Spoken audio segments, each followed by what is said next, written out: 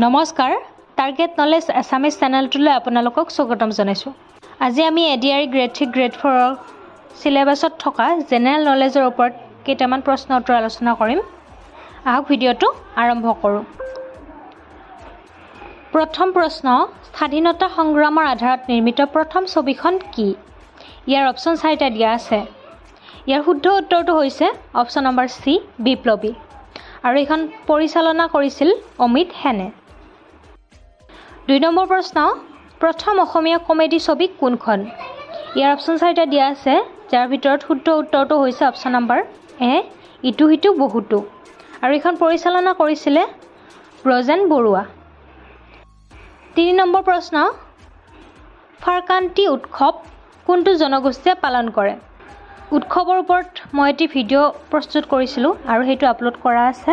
আপোনালোকে যদি চোৱা নাই তেন্তে চাই ল'ব। আৰু ইয়াৰ শুদ্ধ উত্তৰটো হৈছে অপচন নম্বৰ বি, ৰাভা জনগোষ্ঠীয়ে।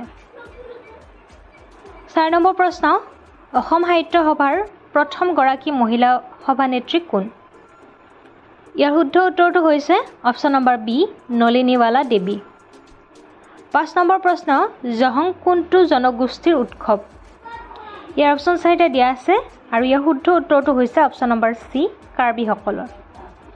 6 নম্বৰ প্ৰশ্ন, ল'ৰা বন্ধু নামৰ শিশু আলোচনীখনৰ প্ৰতিষ্ঠাপক সম্পাদক কোন আছিলে? ইয়াৰ শুদ্ধ উত্তৰটো হৈছে অপচন নম্বৰ এ, কৰুণাভিৰাম বৰুৱা।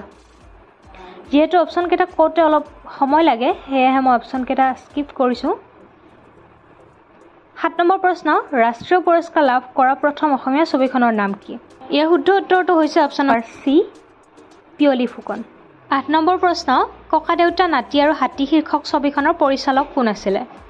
ইয়াৰ অপচন 4টাৰ ভিতৰত শুদ্ধ উত্তৰটো হৈছে option number B, Nip Barua. 9 নম্বৰ প্ৰশ্ন, ভোগেশ্বৰ বৰুৱালৈ ভাৰত চৰকাৰে কিমান চনত অৰ্জুন বঁটা আগবঢ়াইছিল? ইয়াৰ শুদ্ধ উত্তৰটো হৈছে অপচন নম্বৰ চি, 1967। 10 নম্বৰ প্ৰশ্ন, আন্তঃৰাষ্ট্ৰীয় প্ৰতিযোগিতাত অসমৰ কোন খেলুৱৈয়ে প্ৰথম চেম্পিয়নশ্বিপ পাবলৈ সক্ষম হৈছিল? ইয়াৰ শুদ্ধ উত্তৰটো হৈছে option number B, Arunjyoti Barua. 11 নম্বৰ প্ৰশ্ন, শকুন্তলা চলচ্চিত্ৰখনৰ পৰিচালক কোন? ইয়াৰ অপচন 4টা হৈছে option number A, Bhupen Hazarika, option number B, Jahnu Barua, C, Bhabendranath Saikia, D, Atul Bordoloi. ইয়াৰ শুদ্ধ উত্তৰটো হৈছে option number A, doctor Bhupen Hazarika. 12 নম্বৰ প্ৰশ্ন, প্ৰথম মিচিং ভাষাৰ ছবি কোনখন?